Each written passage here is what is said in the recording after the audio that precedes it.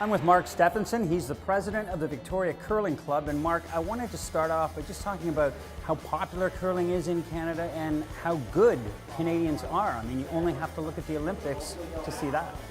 Oh, there's no question. I mean, Canadians are the best curlers in the world. I mean, they say the Scots invented it, the Canadians perfected it, and I think that is the truth. Many thousands and thousands of curlers across Canada, from Nova Scotia to BC. It's a recreational sport, it's a lifetime sport. You can play it from your 4 to your 84. So, and the Olympics have done a lot for us, because when it first started in the Olympics, we did well under Sandra Schmiller and Mike Harris, and ever since then it's been huge on the Canadian scene. And as much as hockey is our sport, curling is also Canada's sport as well, as a tradition for all of us, whether we live on the West Coast or come from the prairies like I do and migrated out here. We love to curl all winter long. And the great thing is there's a great infrastructure in place as well in Canada. Lots of different clubs like your own where people can go out and get involved. Yeah, there's hundreds of curling clubs all across the country. I belonged to 4 in my lifetime. I actually belonged to originally what's called the Mother Club of Canada, the Granite Curling Club out of Winnipeg, one of the most famous clubs in Canada. But there are hundreds of curling clubs across the country. There's a number here on the island. There's Victoria Curling Club, which is the premier club on Vancouver Island, and we have 800 members here, very active members, and it's a great time. It's a great sport. And anyone can participate, young, old, male, female, anyone. Definitely. We like to capture the kids early. We have a youth development program. We have a curling academy. We have a high school program, and but it's not also. We also want new families into it, and we have people playing in their 80s here as well. Oh, there you go. Well, thanks very much, Mark. Mark's going to stick around, but right now we're going to meet some of the players and coaches from the Victoria Curling Club.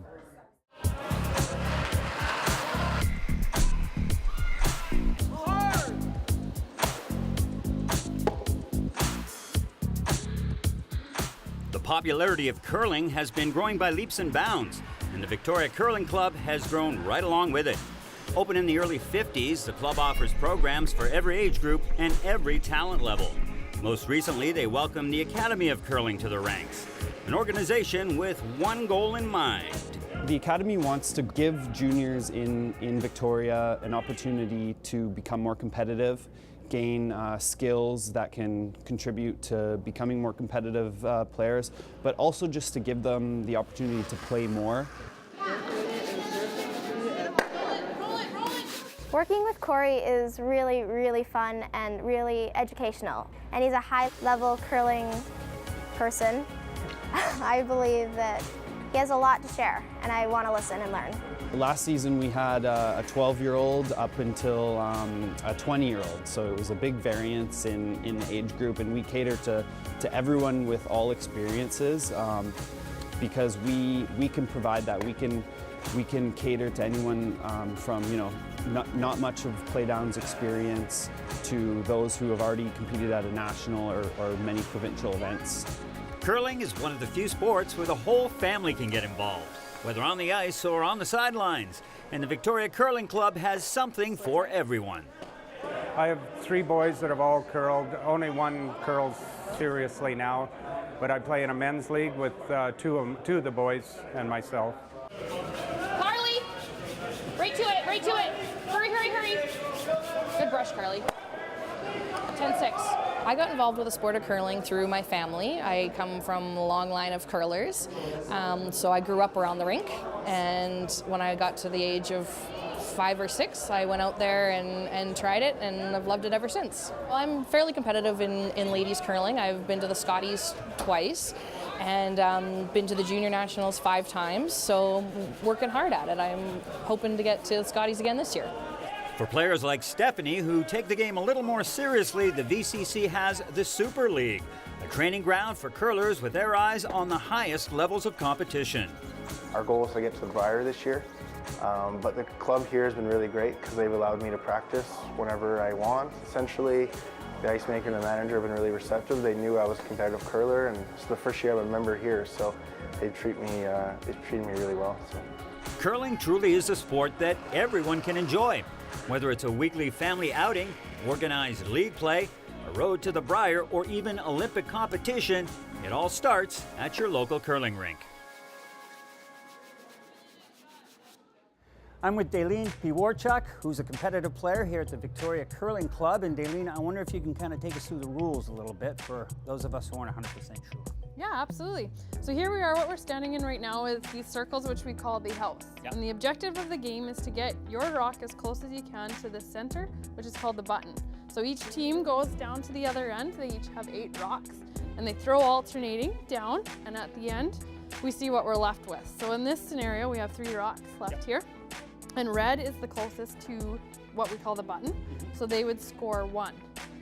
Blue's out counting, so those rocks don't mean anything in this scenario. It's just 1 for red. Blue cancels out that red. Exactly, yeah. Okay. And obviously, end of the game, whoever has the most points wins. You got it, yeah.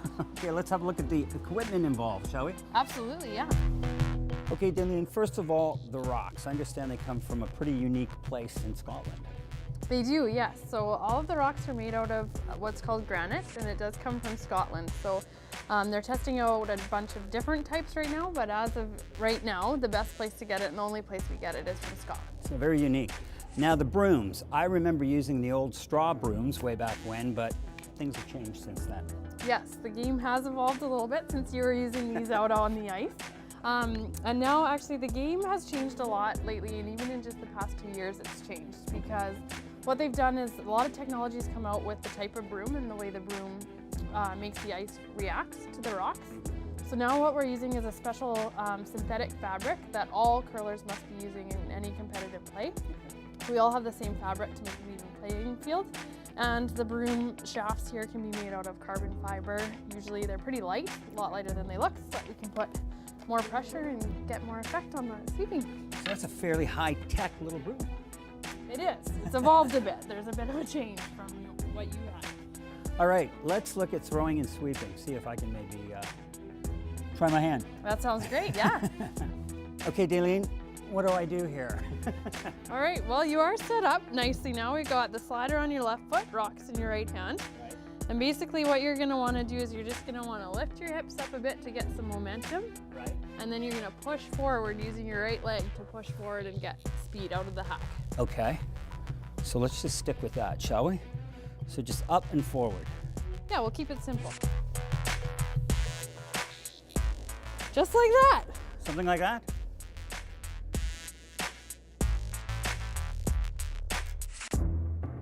All right, Mark, so that was a very good attempt for your first try there. We got the rock, there was no falling, so that's great. What I'm gonna do is I'm gonna show you how I throw now, and then we can maybe compare it after and we'll see what it looks like. Okay. So same as you, I have a slider on my left foot here. Yep. I'm gonna step my right foot in the hack. We're gonna raise our hips.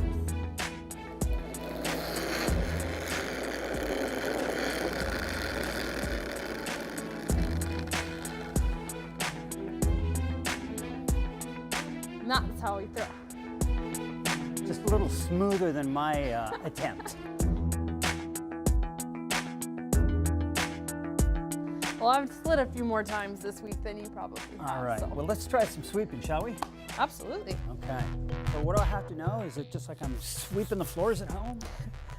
Close, yeah. Pretty much. Basically, what you want to try to do is get as much pressure down on this broom head as you can. So as much as your weight and push. Yep. And nice and fast, and we're just trying to melt that top pebble that's on the ice there. Alrighty, let's give it a whirl. See if we can hit the button. Yep, sweep it, hurry! Hard, hard, hard, hurry, hurry, hurry, hurry, hurry!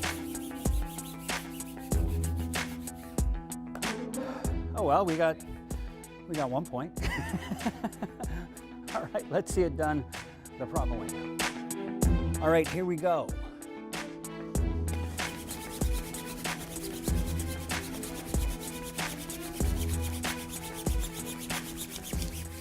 Hey! Great weight there. Not Nice bad, shot. huh? Looks like we almost hit the button. Well, thanks very much, Daleen. It's been a great education. Great, thanks for having me out. That was fun. It was. Don't go away. Lots more to come here on VI Sports.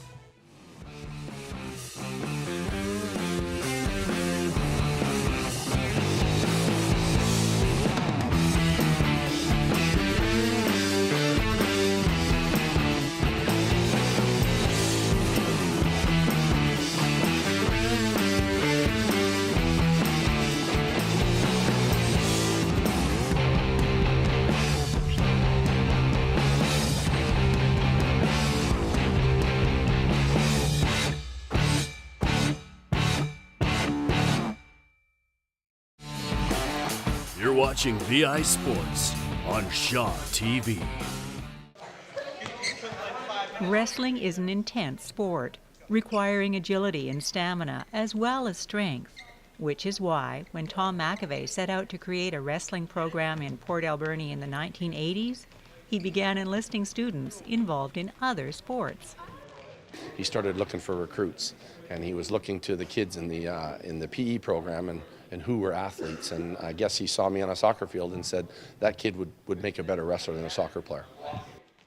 Well, John was a pretty good soccer player, but Tom was right. He was a very good wrestler, winning the provincial title in his grade 12 year and earning a wrestling scholarship to SFU, excelling in a sport that seemed to fit him perfectly. What I really liked about it was that it's as much as it is a team sport, it's an individual sport. So I really liked the fact that whatever I put in, I got out of. In the end, coming back to Port Alberni, I liked the philosophy of the program, and I really liked how it built kids as who they are as people, and being in education, that's what we're all about. And wrestling was the vehicle by which we did that. John did return to Port Alberni, accepting a position as coach with the wrestling club that he had been involved in, becoming so embedded in the program that when he announced he was getting married, Tom McAvey immediately worried about the impact on the wrestling schedule. He said, how could you be getting married right in the middle of wrestling season, in the peak season? In fact, they spent their honeymoon at the provincial wrestling tournament, where Carol was convinced to become a coach herself, creating a female wrestling program in Alberni, making it almost inevitable that their two children should eventually choose the sport as well. That's kind of special. My son's in grade 11, and he's really embraced it this year. He really enjoys the sport. He's had success. And my daughter's just coming up. She's in grade 7, and she's just kind of learning about the sport, so to speak, and she's showing some interest as well. So that's great. It's really fun because you get stronger, and it's just fun to do it, I guess. Do you think he's tougher on you? Yes, a lot tougher on me. Dad on the mats is definitely wants me to do my best and wants the team to do the best that they can. So he's always trying to push us hard at practice. Whatever John is doing to motivate these young wrestlers, it's working. In the 27 years he's been coaching for Alberni, this program has turned out provincial, national, even world champion and Olympic wrestlers.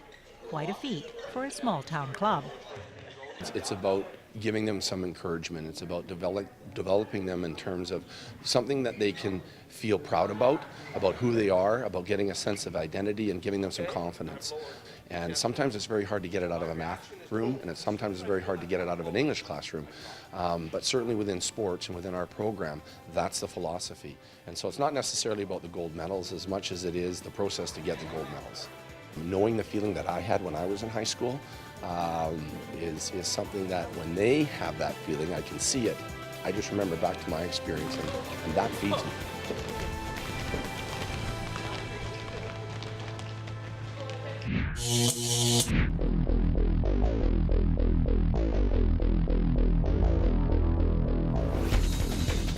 Hello, sports fans. Welcome to VI Sports. Today, we're going to talk about the psychology of coaching, how to win, how to fight fear, and how to go through pain and get through that pain to compete. You ain't going to win anything if you can't get over your fears. I'd say 90% of it's in your head, like what you're telling yourself. So in saying that, everybody has fear. All these sports you do, like you play hockey, you play basketball, you don't play boxing, you don't play kickboxing.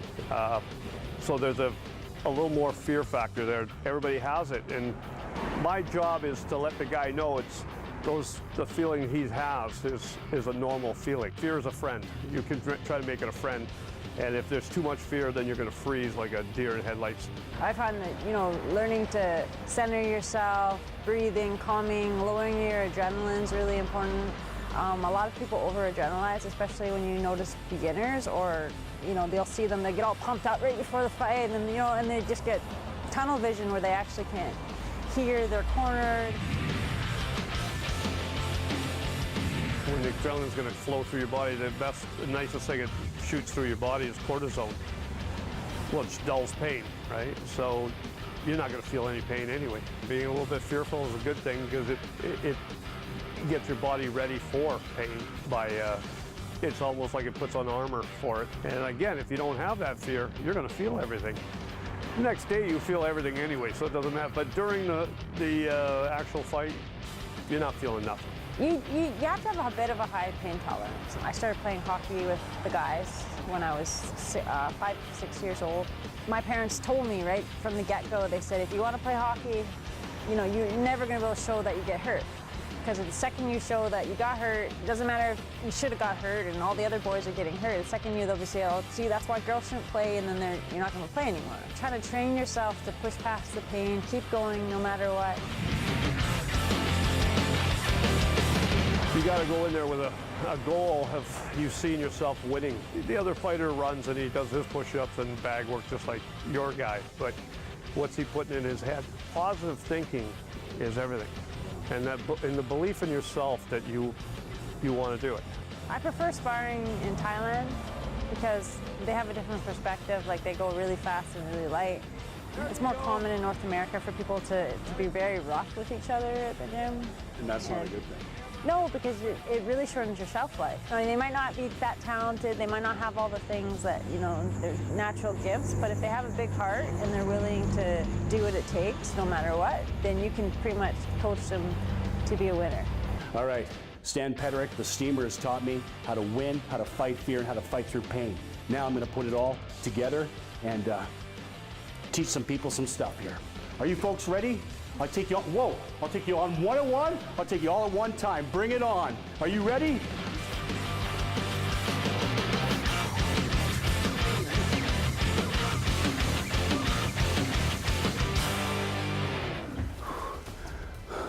Coach, how did I do? You learned from Mr. Pederick. I did. He taught you how to win. I know how to win. He taught you how to survive. I know how to survive. He taught you how to face your fears. He taught me how to fight my fears and pain, everything. Everything. But he didn't teach me how to speak. Me neither. I'm out of oxygen. Me too. I'm a champion. Oh, well. I'm not really nice. Stop. Yeah, Stop. We'll do that one again. Stop, I can't do that. Stop, that's unethical. I've never done this before in my life. That was so fake. That was so fake. Guess what? Let's do it for real this time. I'm going to try the principles again. This isn't Hollywood. This isn't a movie. This is about being honest, being a good public relations person, and being transparent. All right, let's do this properly, the way it should be done. Thank you.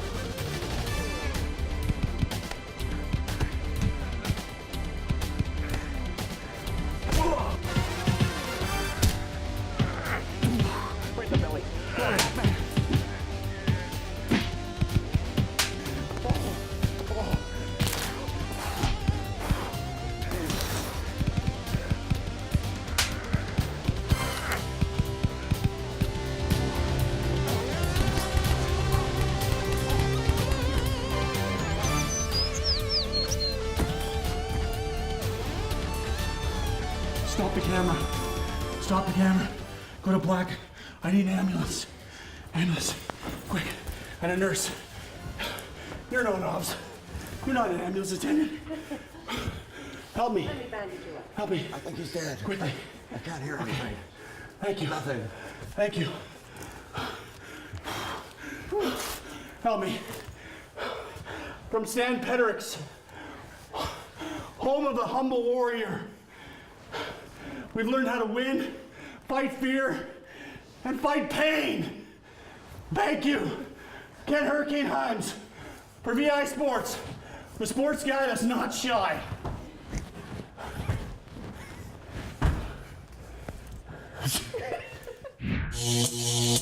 Well, that just about wraps it up for this episode of VI Sports. But before we leave, Mark, let's tell the viewers how they can get involved with the Victoria Curling Club. Well, you can contact us. Our telephone number's in the book, or go to the website and look under Victoria Curling Club, and we're there, and contact us. There's lots of curling opportunities. If you don't know how to curl, don't worry about it. We have demonstrations, we have clinics. Please come out and visit us. We're a happening location, and it's lots of fun. And bring your friends and family. Curling is where it's at. And again, any age group. Any age group, yeah, from 4 to 84. Well, thanks very much, Mark. You're welcome. That's going to do it for VI Sports. Thanks to Mark. Thanks to you for tuning in. We'll see you next time on VI Sports.